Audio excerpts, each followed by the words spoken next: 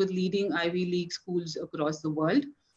UPES has School of Business, School of Engineering, School of Computer Science, School of Health Sciences, School of Design, and we're also starting a new school on School of Modern Media. Across the university, we have more than 15,000 students now, and we are one of the fastest growing professional universities in the country, and the only university in the country that is certified Great Place to Work twice over. Let me brief about School of Business, where we are. The idea is that, I would like to also say that we are very, very focused on developing students for the student skills for the future, focusing on working towards what the World Economic Forum is talking about, 2020, the skills of the future, and also the future of work. Where they focus on, there are certain skills like leadership, which is continuously important to handle the disruptive environment and the challenges of the business. The multidisciplinary attitude and the skill set that is required by the students, apart from the problem solving and innovative and creativity that is required among the student fraternity for the future. So School of Business is very, very committed in getting the students adept and equipped for the future, and to be continuously employable and to be continuously relevant to the society and business, and of course to the ecosystem and to the stakeholders. A few highlights that I would like to speak about the school. We are one of the school, perhaps the only school that has the highest number of PhD scholars. We provide PhD degrees for more than 200 PhD scholars, and most of them are middle and senior level executives from the corporate. So that in itself is a big database of where our future students can derive or closely work with the business leaders. And our focus is also on to identify business problems and provide solution to business problem through this research. Apart from that, this year on, we are starting on a new programs or courses for our students across the various schools that is called as School of Life. I will not have to have the time to speak about the mandatory credit courses that the compulsory credit courses that we have, that each student has to take through the School of Life, because this will create the students or make students equipped to be future ready and also be ready and be distinguishable from the rest of the community or the student community. So one of the component in the School of Life is the leadership and the teamwork that we are going to make it compulsory for the students to also to be equipped with. So just to brief on the topic. Apart from that, I would also want to tell you that we offered Coursera courses, free Coursera courses as additional value-added courses for the student, which is out of the credit system and some of them are integrated to the credit system of the content of the for the students. Now there are nearly 3,900 courses that the student can pick up from. And this is, there are faculty members also have mandatorily taken a few courses. And very interestingly, we have very senior faculty members in School of Business who have completed around 10 to 15 courses already during this pandemic time. And for the students, and many of the students have taken additional courses through Coursera from universities like UC Berkeley or Harvard or Stanford and others. So additional certificate also is provided, or free Coursera courses are given. We have tied up. Again, we are perhaps one of the very few universities in the country which offer this to the students. So there are multiple opportunities, and we would like to have by the time the student graduate from our school, they will be extremely distinguishable in the sense that they will be ready to take on any challenges of the future. There was, as I was discussing something about leadership, to some of my colleagues and industry friends, they were saying that especially the university does not equip students to become leaders, but at the School of Business, we are focused on creating leaders for the future. To this, I'm very happy and we are fortunate to have Mr. Ramesh Ramadurai, MD 3M India, to talk to all of you and discuss. He will give his learning experience through this through this rich industry experience, and also take on a few questions from you. As you know, today's business environment is more complex than ever, and to stay competitive, companies must maintain core operations while simultaneously preparing to seize advantages in the uncertain future. So this webinar will let you learn on the new trends that have gained increased attention among business leaders across industries and capabilities that are essential for leaders to succeed both today and tomorrow. If I may briefly talk, give a introduction to Mr. Ramesh Ramadurai. Mr. Ramesh Ramadurai was appointed Managing Director 3M India Limited effective June 1st, 2019. Prior to this, he was based in Shanghai for 5 years, leading 3M's industrial business across the region as Director of Asia Pacific. He also served as Managing Director of 3M Philippines from 2011 until 2014, based in Manila. Ramesh joined 3M in India in 1989 as part of the early startup team. He contributed to building 3M India's foundational businesses, specifically in the automotive and industrial segments, over the following 14 years. He relocated to 3M's headquarters in St. Paul, Minnesota, USA, where he held various leadership roles over 5 years, focused on the US industrial segment, global product management, and international business development.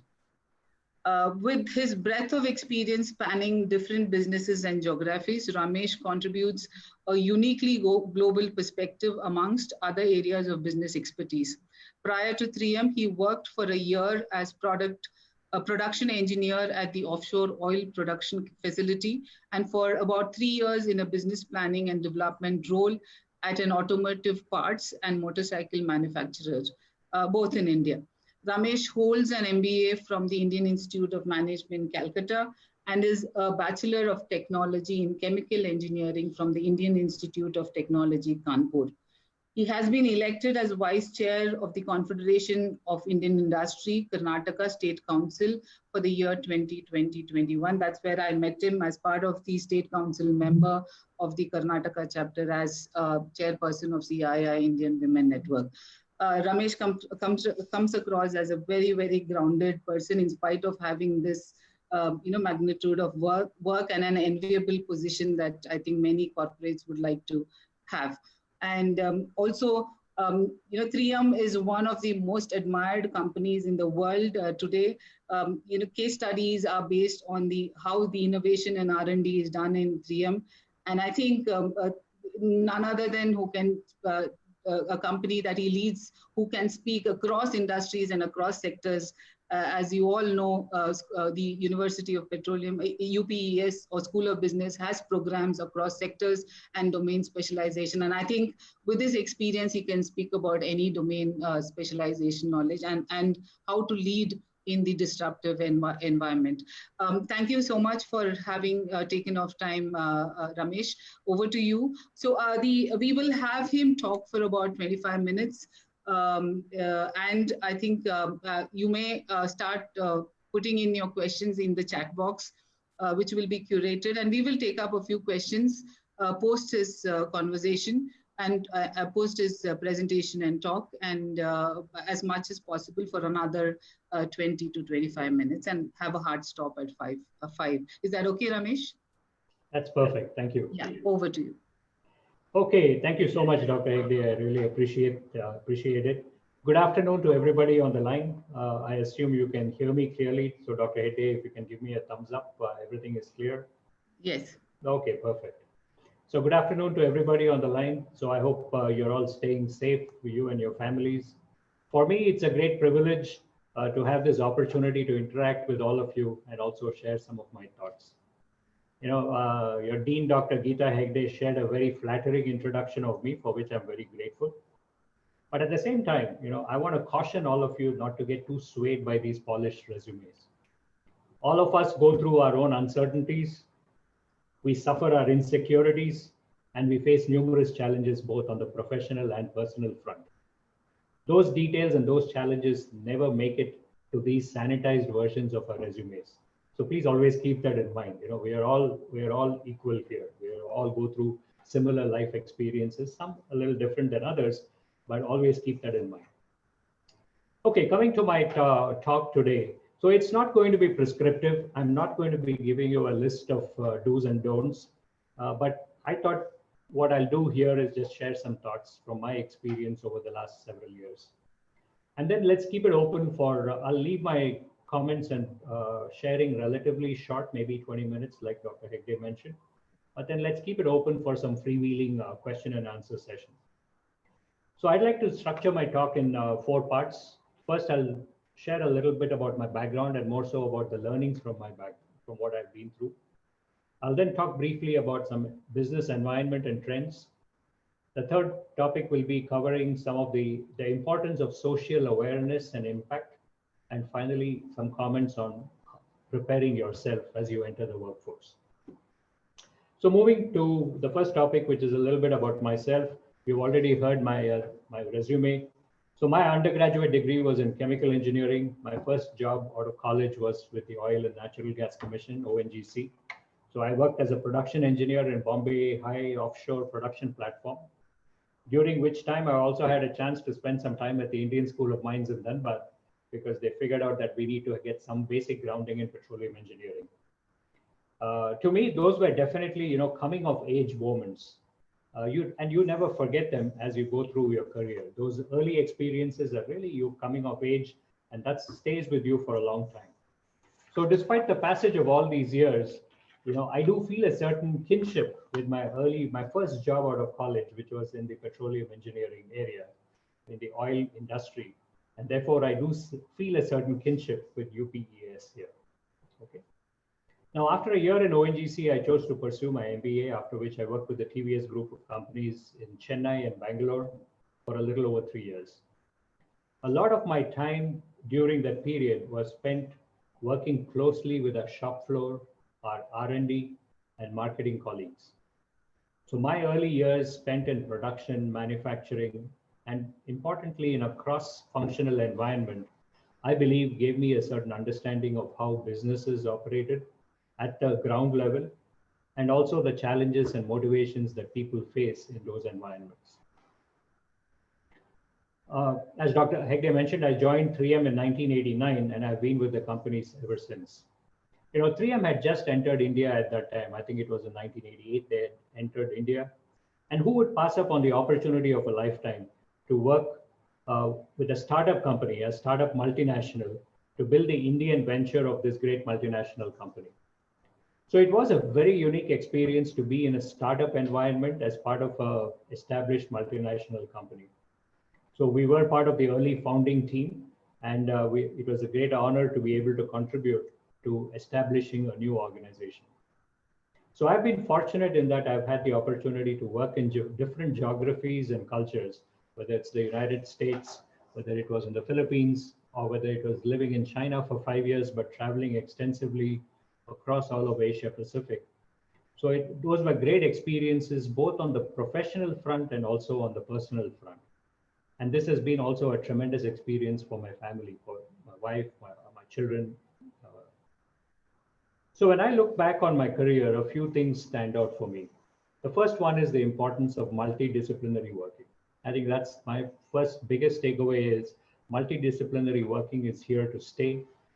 You are not going to work effectively in your own silos. So, which brings me to the next one, which is collaboration. Collaboration, ability to collaborate with multiple stakeholders, the ability to work with a diverse group of people becomes very critical.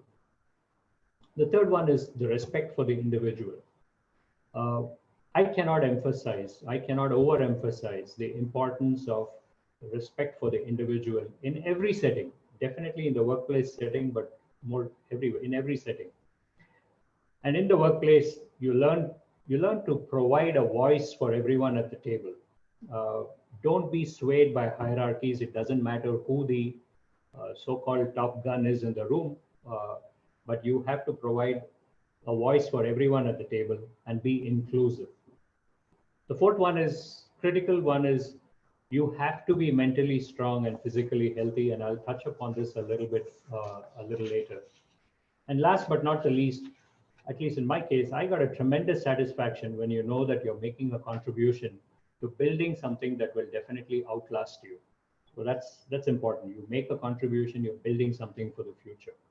So these were some of my takeaways. I mean, there could be many more, but I kind of reflected on it and I decided I'll share these five as my takeaways from my experience so far. Okay. I'll move to the second topic where I'd like to share some thoughts on the business environment. You know, all of you would have heard these words a lot. The only constant is change, right? That is so true. So I look back to the changes that we've gone through in India as well as in the global economy over the last 30 plus years that I've been part of the workforce. You probably start smiling when I'm saying all this, but you know, there were no cell phones when I entered the workforce. Desktop computers were common, where they were around, but laptops were very uncommon. The Indian rupee, the exchange rate, the Indian rupee was somewhere in the 12 to 15 rupee range for US dollar compared to the 75 or so today. Import duties were at a staggering 150% and more. Okay. The revolution in the Indian automotive industry was just about starting at that time. India's GDP was somewhere in the neighborhood of $250 billion at current dollars, compared to today's about approximately close to $3 trillion. So you forget about this 30-year horizon. You don't even need to go back so far in time. Just take the last 5 years where you have all been part of, you can kind of touch and feel on all of these experiences over the last 5 years, the changes you've experienced in the last 5 years. Look at the changes in social media platforms. Look at the changes in streaming video, gaming apps, explosion of digital commerce, and all of this happening on your mobile. I mean, we can list many more changes, but you get the point I'm trying to make here is the change is happening around us all the time, whether we realize it or not. You know, even though we cannot predict all the changes that will happen over the next 25 to 30 years over the course of your careers, you can be sure there will be many. The world as you know it today will change. So the big question is, how do you prepare yourself for the unknown but inevitable changes that will disrupt your world and your future? I wish we all knew the answer to that, but when you can't predict what those changes will be, it's kind of hard to say what the solution should be. And therefore, my submission is education is what prepares you to take on those challenges. Your time at an eminent institution such as UPES should be spent not only on acquiring skills and knowledge, but you should also learn the art of learning. You must learn the art of taking pleasure in acquiring knowledge about new stuff. I'll call it new stuff, not necessarily in your own area of specialization, but having a more cross-functional, multidisciplinary approach to learning. Because it's only that curiosity, the curiosity to learn new ideas, strongly embrace information so far unknown to you. It's those skills that will keep you relevant as you embark on your careers and build out not only your own future, but the future of your communities and your contributions to the country. Let me give you another example which may resonate with some portion of this audience, considering you are all from the energy. I mean, UPES is obviously a specialist institution in energy studies. So we are all aware of the significant transitions that are already starting to happen in the energy and feedstock sector, such as oil and derivatives. So we are aware of the changes that are going on with the circular economy. We're also aware of changes that are happening and accelerated by COVID now on consumer perception around sustainability. And these things are happening everywhere around the world. So due to these changes, the chemicals and materials industry, and I'm part of that industry today. So the chemicals and materials industry will see significant changes in the next 2 decades. It is expected that these changes will force the industry to reimagine everything that we are doing today, whether it is production processes, the way the lab and research is conducted, or sales and marketing strategies. And these changes won't affect only the chemicals and materials sector, but it will have a ripple effect all the way down the value chain to nearly every industry, every downstream industry. Now, these are not necessarily my own views. These are views expressed by leading research firms such as Lux Research and others. Okay. So the second topic on business changes and business environment I want to touch upon briefly is technology. Technology and rapid advances in technology is the other big factor, which is driving change. Today, every business is a technology business, and it should be viewed as such. And technology is already impacting every industry and will continue to impact and disrupt several industries as we go forward. We will see new innovations driving, again, like I said, practically every industry, automotive, or more broadly, mobility, healthcare, telecom, banking, education, you name it. There will be changes. It will look very different a few years from now than what it looks today. My intent is not to scare you here, but merely to reinforce the reality that's already happening around us in the world today. I don't know how many of you are movie buffs. The future is now, right? That's where we are. The future is now. And you, all of you here in the audience, you will shape and build our future. I mean, you are our tomorrow. So I urge you to embrace the spirit of continuous learning, interdisciplinary learning, for that is what will make your career journey very fulfilling. So far, I've talked a bit about my own background. I've reflected on some of my learnings. I spoke briefly about our business environment and the fact that change is a constant and it will be a permanent companion as we go forward. Let me talk about a completely different topic now, share a few thoughts on the interconnected world that we live in. All businesses coexist with society. Events that happen around us have a direct or indirect impact on business, and sometimes in very profound ways. You know, the recent migrant crisis exemplifies this in an extremely unfortunate and distressing way. Businesses thrive in an environment of equitable social development. India was ranked 129th in the Human Development Index, which is based on various parameters such as basic human needs, foundations of well-being, and opportunity.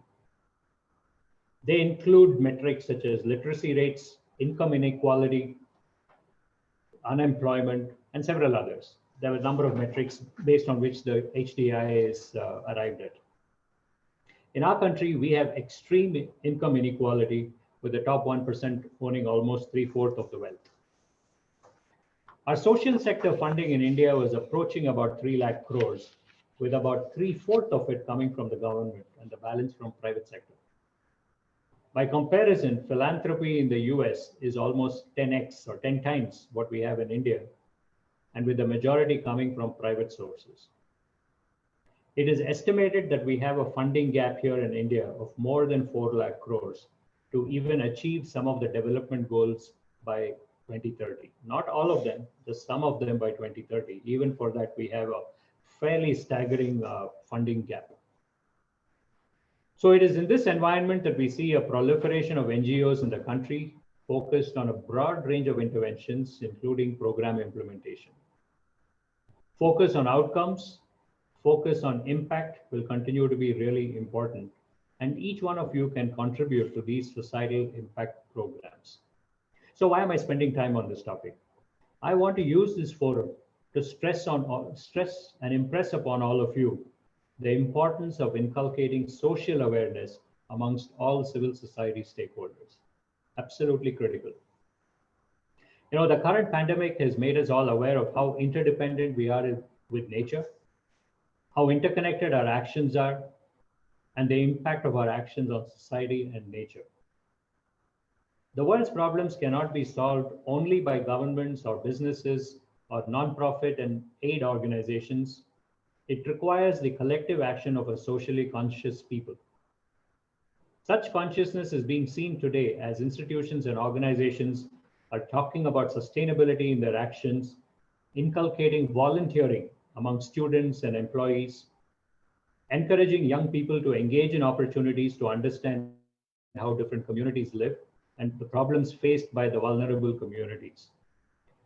These experiences are very important as part of a holistic education, exposing you to different perspectives and building skills and future leadership skills such as empathy, problem solving at scale, and collaborating with diverse groups of people.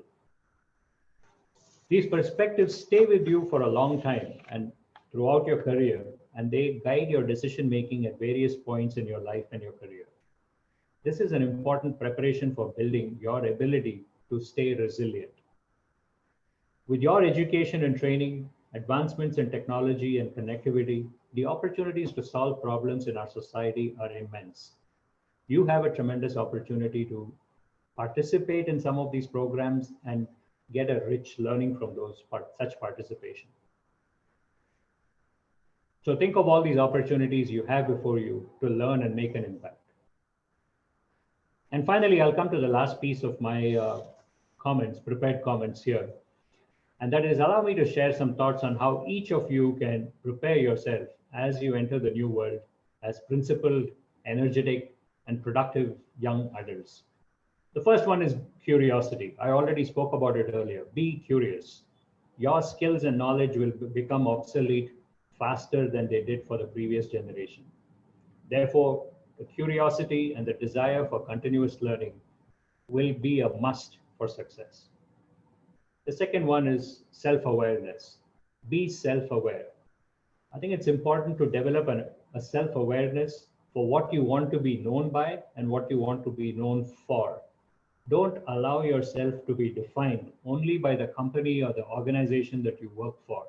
You must develop varied interests. As part of self-awareness, it's critical to focus on health, both mental and physical. You will need it to face challenges that you will inevitably run into. You will need it for your own good and also for that of your family. The third one I want to talk briefly about is try different things to find your passion. I'm sure everybody has heard this. You must follow your passion. Not all of us are fortunate to know what our passion is right as we start out from college. So try a few different things and try to identify what motivates you and what excites you and what your passion is. And to help that, make a habit of keeping time. Make a habit for keeping time for all of your interests and not just work. So I've talked about being curious, being self-aware, and then trying to discover your hidden interests and passion. And finally, although I've not spoke about it throughout the last 15, 20 minutes, I would strongly urge you to start your financial planning early, your personal financial planning early, be methodical and systematic about it. That is what will work for the vast majority of us. So our country and the world have tall problems and challenges which require innovative and empathetic solutions. The other side of the coin is, of course, the vast amount of opportunities for every one of us to make a difference, to make an impact for a better tomorrow, not only for our families, but for our society and for the country as a whole. So my very best wishes to all of you, and I thank you once again for this opportunity. I'll turn it now back to Dr. Githa Heggde, and then let's have a little more freewheeling conversation now. Thank you. Thanks a lot, Ramesh. I think you touched upon what we would want our students to be and what they should be inculcating in the future. You spoke about the leadership qualities briefly, and then you also said that change is constant. And you spoke about preparing for the unknown. And I think, no better situation while every time there is disruption. And I think this is one of the biggest disruptions that we face in our life today. And we see how 3M has been sailing through this disruption. And I think that is what everybody looks at as a company that we need to look up to. And I was talking about the case studies that we do in our business schools, and who better than, there are cases like Post-its, and that something came out of an innovation, and that became a business altogether. You also said about something which is very, very interesting about learning the art of learning. And I think that is something which we are very, very particular in our institution. It's not only for this, as I mentioned to you, not only for the students, but to our faculty members also, because we would want our faculty members also to be continuously learning. And we call it as, we term it as learning never stops in UPES. And we provide continuous learning opportunities. Very interestingly, about the interconnected world and about the Human Development Index, social awareness that you spoke about, and being relevant to the society, and creating solutions for society, problem solving, resilience is something important. We have now termed the term, we are calling our batch of 2020, the new students, as resilient batch, because we want them to become resilient in the future in the future, the environment and the ecosystem, and how they handle that. Self-awareness, again, is something important. So, and the varied interest that the students, and not, this is very interesting, do not be known through your company, but which is very, most of us do, and most of us tend to be known through our company and the workspace that we belong to. And I think this is a very, very important advice. I think it is not only for the students, but for all of us, and also to the participants and all the other participants who are there from the corporate or otherwise. I think this is a very important takeaway. And we have in the School of Life, through 3 buckets, that is, which we are going to, I must call the batch which is joining as a fortunate batch, because they will have all these courses put in 3 buckets, what we call it as School of Life Skills, bucket of life skills, and exploratory courses, exploratory skills, and signature courses. Through these courses, which is going to be mandatory apart from the domain specialization and the major and minor basket they're going to have. This is something that is going to be mandatory for all the schools. And all these skills that you've said, I'm going to share it with you, how it falls into all these buckets. So thank you very much for this wonderful talk and insight. And we will be inviting over to you, because we do a lot of work with ONGC here in not only in the energy space, but also otherwise generally, because we in School of Business, as I told you, we have courses on AI and digital business and automotive, specialization in automotive and many others, because and aviation is one of our flagship programs, also supply chain, logistics, and general business, general management, finance, and so on and so forth. So we have all the areas that we have, though we started off as an energy school in way back in 2003. Now we have all the programs. So I have a few questions. Thank you very much, and we wish to have you in our campus very soon. But once the pandemic is over, we are having this entire term being done online, and our faculty members are fully equipped. And perhaps we do a better teaching learning, teaching learning kind of environment through also online. We have seamlessly moved, including our examination. We conducted examination for nearly 1,300 students online, 3,000 students across university online, very, very seamlessly and very well proctored. So with that, I would quickly run through a few questions. Yes? Yeah, before you go to your first question, so I just want to make 2 quick comments. One is, I just want to let the audience know that, Dr. Heggde and I did not have, we did not compare notes before the speech. So before my talk. So I think a number of times she made a comment that, hey, this is very relevant, etc. It is purely coincidence. Okay? Yes. So I want you guys to know that we did not compare notes. Yes. And the second one, more on a lighter note, is I think, I think we've all heard the term 2020 is hindsight, right? We've all heard the term commonly used in English, 2020 is hindsight. But now in your case, you said 2020 is the batch of resilience. So 2020 could well be foresight and not necessarily hindsight. So it's just a kind of a... Thank you. Yeah, that's a good one. Note, Yes. Okay. Yeah, 2020 is foresight. And what a way to start a foresight with the 2020 almost passing by with people working at home. And sure. Okay. Yes. to you. Great. So just a few questions that I wanted to ask, which the students have put in the question answers section.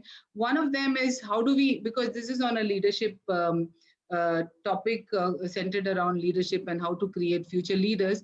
There are questions about how do we know that we are capable enough to become great leaders, and what are the, I'm clubbing a few questions because I want to stick to your time requirement. What are the qualities required to be a great leader, and how to inculcate those qualities in ourselves if we do not have them? So, how do we know that we are capable to be a leader?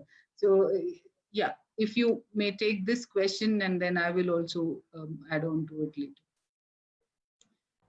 Okay. Because yeah, how do we know that we are leaders? So are capable enough to become a great leader? So let me take that. The first question is, how do we know that we have the capability to be good, strong leaders? I think I go back to the comment that I made about self-awareness. So self-awareness is also about what your individual strengths are, where do you need help to be, to develop yourself, etc. So the question is, what do you hold it against? What is a set of standards that you measure yourself against? Leadership is a broad area. It all starts with your authenticity. Okay, you have to be authentic as an individual. You have to, in today's world, as you get more, the working style becomes more collaborative, more interdisciplinary, cross-cultural. Even if you're working within India, it can very well be cross-cultural across different parts of the country. So leadership is no longer the command and control style that it might have been several years ago, but it is a lot more inclusive. It's a lot more empathy. It's a lot more cross collaboration and cross cultural abilities. Now, the other part of it is, I thought about it for some time, whether I should include it in my talk or not. Right at the outset, you heard me make a kind of a passing comment about don't pay too much attention to these polished resumes, because it hides all the insecurities and uncertainties each one of us lives through. And that's true for everyone. And I think part of it is part of what you're asking me in this question also is about your own insecurities or anyone's insecurities, saying, will I measure up? Will I measure up to being a good leader? I would spin it around the other way and say, why not? Why do you, I've seen even in my own career in 3M, a number of people who say, should I aspire for a certain position? Do I have what it takes? Always remember, someone took a chance on me to give me the opportunities that I've had so far. Well, it may not have been the same someone, but different people at different points in time took a chance on me. Nobody knew that I had it in me to deliver or not deliver. They form judgments, opinions, and they go by your track record for whatever it is worth, because that may have no relevance in a world that's getting disrupted. What you did in the past may not really have much relevance. So it's really a question about how adaptable and agile you are. So I think people take chances. So that's what I tell people is, if somebody took a chance on me and gave me the opportunities that I got so far, which means, two, I should do the same. I mean, we cannot, you will never ever find the perfect person to accomplish a particular task or progress in a leadership ladder. And the other side of it is for the individual. The individual should not be, you have to leave your doubts and insecurities and uncertainties behind. The mindset has to be, yes, we can get it done. A lot of it also goes to the mindset. And that mindset is what you call about, continuous improvement. They call it growth mindset, and not worry about what are the things that can pull you down, but look at the things that you can improve upon on a regular basis. So that's the first part. And the second part is, I think I touched the second part of the question was, what are the qualities to be a leader? I touched on a number of facets of it in my response. So I'll leave it there. So maybe we can Thank you, Ramesh. And I think, yeah, thank you. That was wonderful, to say that, try to don't be insecure. Very good. And for us, every student is a leader. Every student is a hero.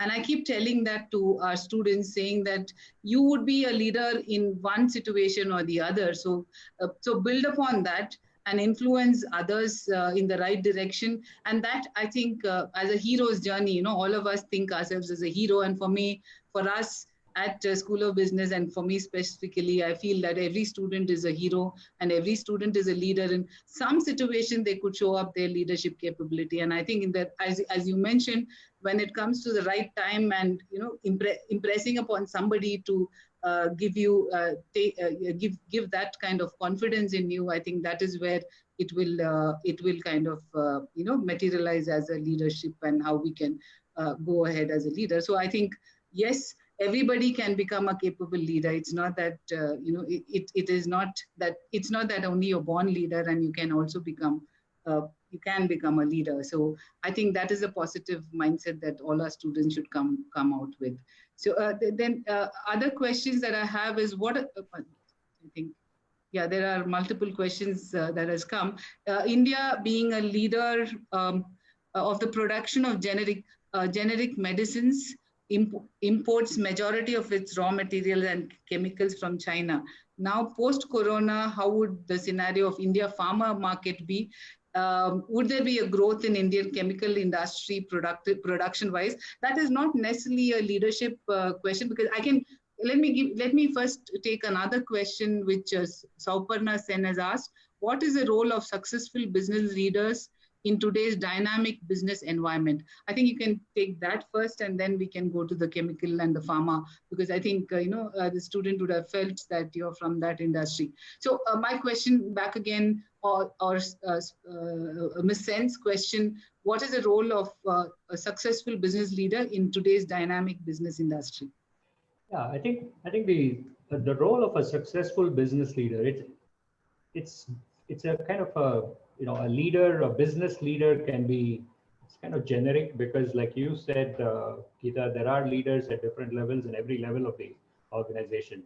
It's not just the CEO or the managing director or the executive team, but you have leaders at all levels. And let's take the situation of COVID right now. We in our company, when we went into lockdown back in March, we had something we called a daily operations update. Okay, we used to get together at 5 in the evening every day,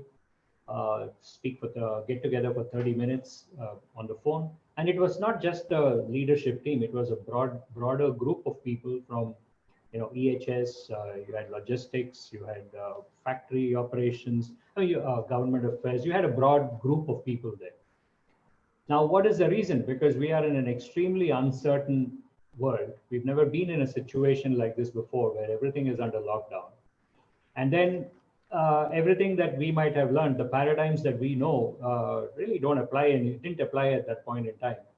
So when I said you have to be inclusive and don't get swayed by hierarchies in my talk, here is a perfect example of it's not that no one person knows the answers to all the situation. So you have to involve a broad cross-section of people in providing inputs, so that the entire team can make informed decisions. Okay, so that's one part of it. Now let's come to the question of successful business leaders. So business leaders will have to pivot based on what the situation is. When everything is steady state, nothing is changing, then it's efficiencies, growth, running, continue to improve on your efficiencies, whether it's operations, financial efficiencies, whatever it may be. But when you're coming into these types of situations where you get into a so-called discontinuity, like we did with COVID, the leader has to be able to assess the situation and pivot to doing something different, which has not been done before. In our situation, the example I gave you, what we did was have a very inclusive group of people to help the company navigate through the situation and make decisions, both business and equally importantly, safety of people. Safety of people was number one. So we said, whatever happens, people safety will be number one. And to be able to make those decisions, you needed a input from a broader group of people. So what was the leader's role here? Leader's role here was to pivot and then have a completely a broadened leadership team. That's exactly what we did. Now the other, so to talk about successful business leaders, the other the great example which is everyone talks about is, of course, what Apple has gone through, right? So I don't need to repeat that here. How leaders pivoted from going from a certain technology to completely disrupting entire industries. I mean, volumes have been written about it, movies have been made, so I don't need to dwell on that. But everything comes back to, again, having the ability to pivot, provide the agility to the company to be able to make those changes. Okay, I'll just leave it there. If there is a follow-up question, I'll be happy to take that. But let me make one comment one comment on the supply chains. Okay. Although I don't want to talk specifically about just the generics and the API, because yes, that's a fair question.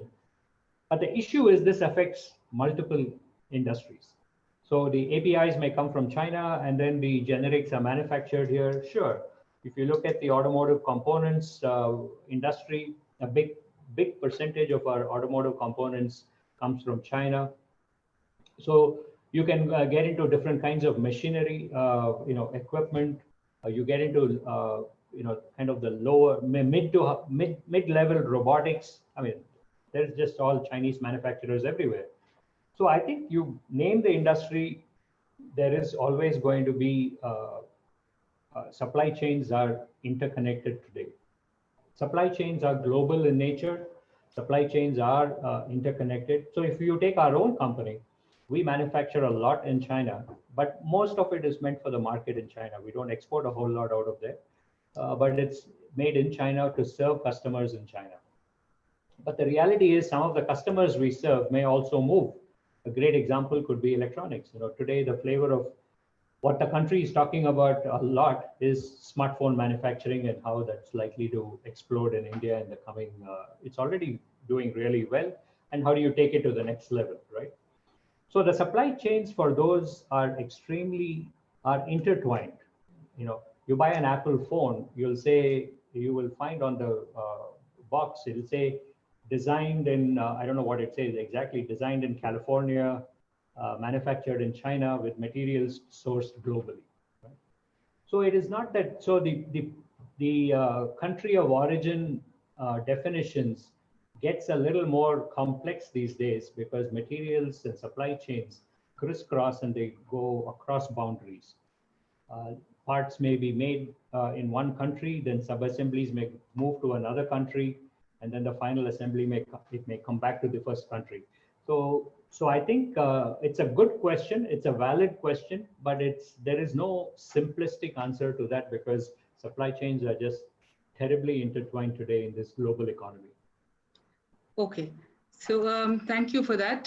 So there is one question on a trait of leader, Justice Shodhi, and also he's asking about ethical leadership. Do we need visionaries or managers who say yes, sir, yes, boss? I thought there are many questions, but I'm just picking some. So what is the ethical leadership and yes, boss, and visionaries and managers, and what are the traits of a leader? Traits, of course, you spoke about, but this is. Yeah, so I started my comments on leadership with authenticity. I think that was the very first thing that I said, if you rewind it back a few minutes.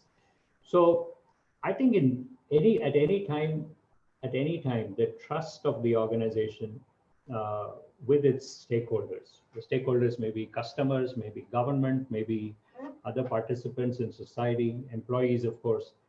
The trust takes a long time to build, right?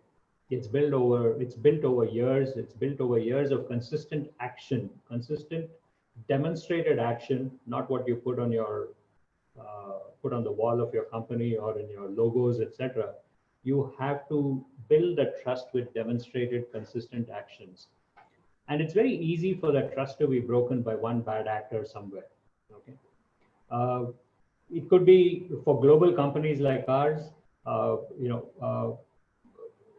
compliance to various global norms like FCPA, Foreign Corrupt Practices Act, anti-bribery, etc., conflict of interest. So all of these are extremely critical because rules are complex in different rules may vary by country, but you have to absolutely follow everything. And also, we have our own internal standards that we have to meet, which many times may be more stringent than some of the laws.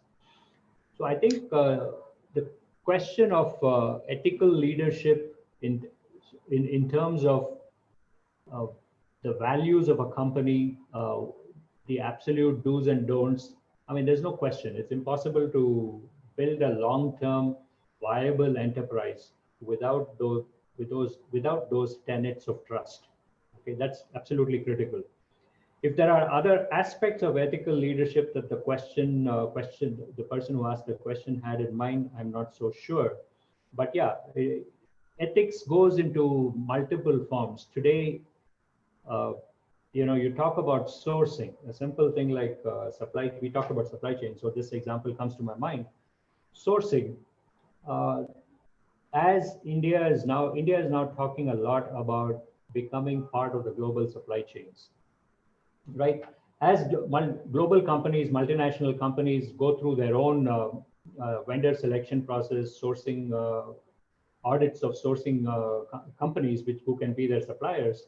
Some of the things they will go through are audits like responsible sourcing, right? There should be there are issues around conflict minerals, there are issues around pulp and paper. So there could be many such issues of child labor. So there are many such issues in terms of responsible sourcing, meeting certain code of conduct and ethics. So ethical leadership also could mean applies in those types of areas as well. So I think in our company, our code of conduct is very simple. It's almost like talking to kids in school. You got to be good, be loyal, be truthful, be accurate. So there we have 6 tenets of our code of conduct, and all of them, the way I'm calling them out, be good, be loyal, be accurate, etc., is the way it is, because it's easy for everyone to understand. There is no confusion. I'll pause here so that. Yeah, Ramesh, there are a lot of questions. I'm going to ask 2 more. I'm going to club a few questions. We still have just 5 minutes, but then let me ask a couple of questions because there's a list of questions. So one is on emotional quotient and intelligent quotient. Which do you think is better? I'm clubbing a few. How do we motivate our team? And the related question is, in the competitive environment today, how can we stay motivated, especially in a COVID-like situation, motivate our employees? So I've clubbed a couple of questions, 3 or 4 questions. Yeah, I mean, if you EQ, get that. Yeah, I got it. So EQ versus IQ.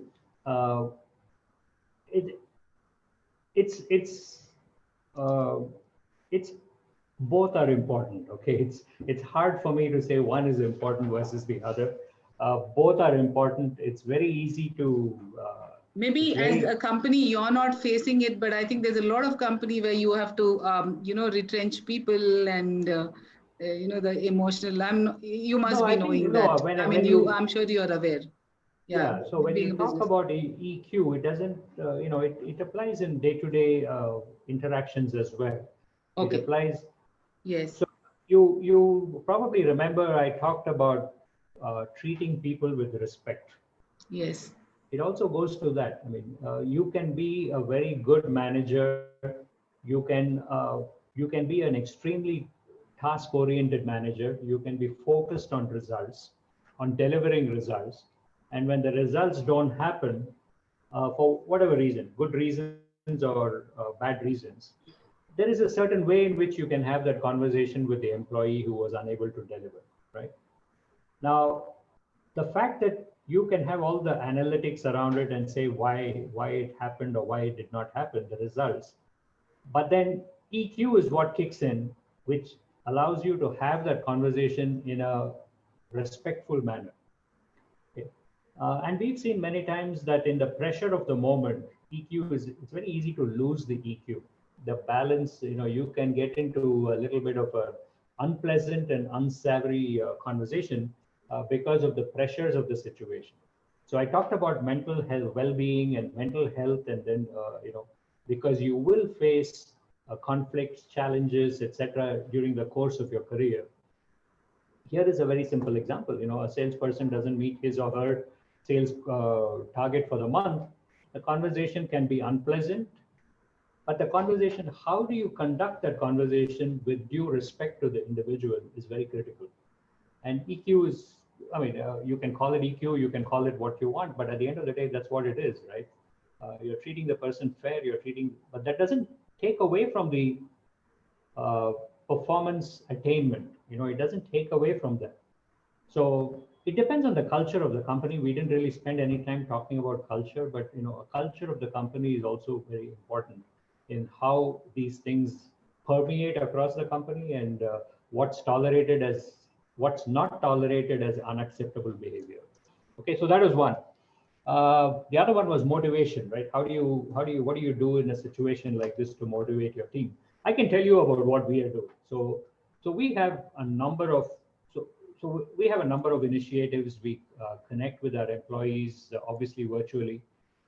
So we have something called Friday Flash. Every Friday, we have a Friday Flash, or we call it a dose of optimism, where people contribute. It's almost like a self-curated weekly bulletin, where people share stuff that's going on in their lives, in their homes, of course, with business, etc. Sometimes I go in and say a few things, just like I'm talking to all of you today. So we do that, and it's received an incredible amount of response. We had not only employees make videos and send it to us to include in the weekly publication, but employees' kids also came on, and then they came back to us and say what are the new products that they would like 3M to see develop. It is really fun, because you had employees' children telling 3M, saying, "Hey, why don't you go and do this, or why don't you go and do that?" And it's refreshing, it's energizing, and it's fun, and it gets people involved. Okay, one of the issues in this working from home is you do miss the social connect. The social connect is not there. However much we talk well on through phone calls or video calls, etc., it's not the same as connecting with each other live, face to face. So we do a lot of that. Then on the work side, of course, you have the other part is also we have a number of wellness programs, and then so our human resources team, they curate it on a weekly basis. We say here is a curated set of events that are available to you, which are self-paced. You can participate in it or take advantage of it at your own pace. So those are more on the wellness, connections, engagement types of activities. And then we do a lot of the training. Everybody's sitting around with not a lot to do, so it's a great time to run training programs, have teams connect with each other, not only internally, but also externally with customers, with suppliers, and so on. So we've been doing a lot of that as well. So I think the trick is to stay connected, find ways you can stay connected with different innovative ways. Keep it fun, don't keep it too serious. Yeah. Thank you, Ramesh. And we also have something called as We Care, which we do for our students and faculty members.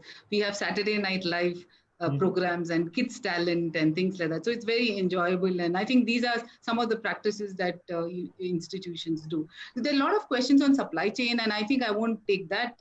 I would say that we are having one of our flagship programs is logistics and supply chain management. Maybe we'll invite Ramesh once to come back and speak on the supply chain questions again in detail.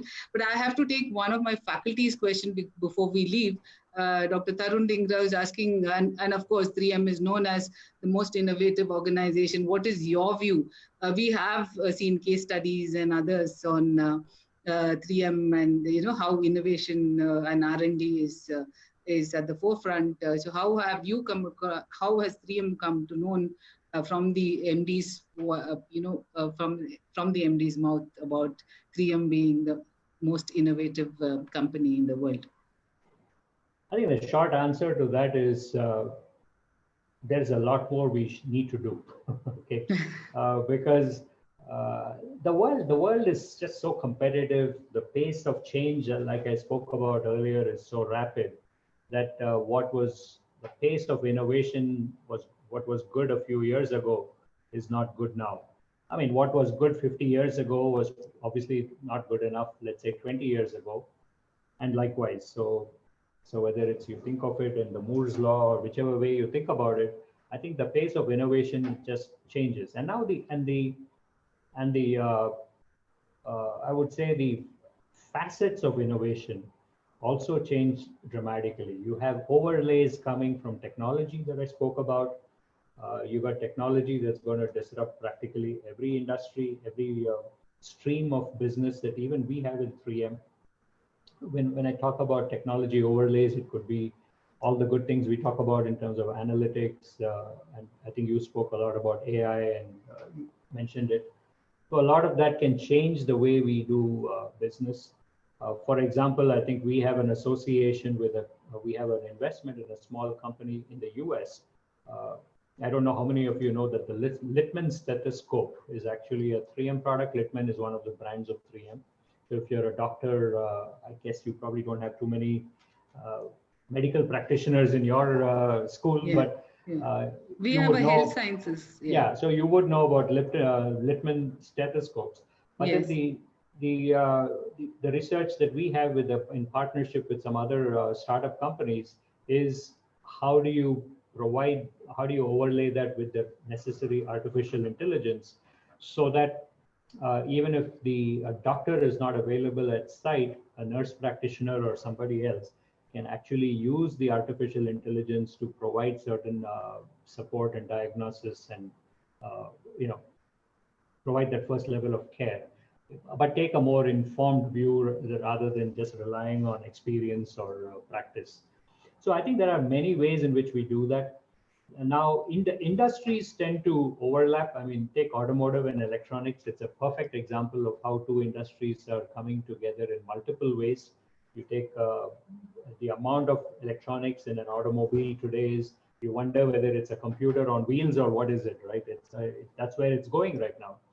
So when we look at our electronics business, we look at our automotive business, we look at certain other businesses in specialty materials, which goes into battery technologies for electric vehicles. So a lot of these, they have a way of not staying discrete in their own compartments, but they're all becoming, interdisciplinary, like you said at the start.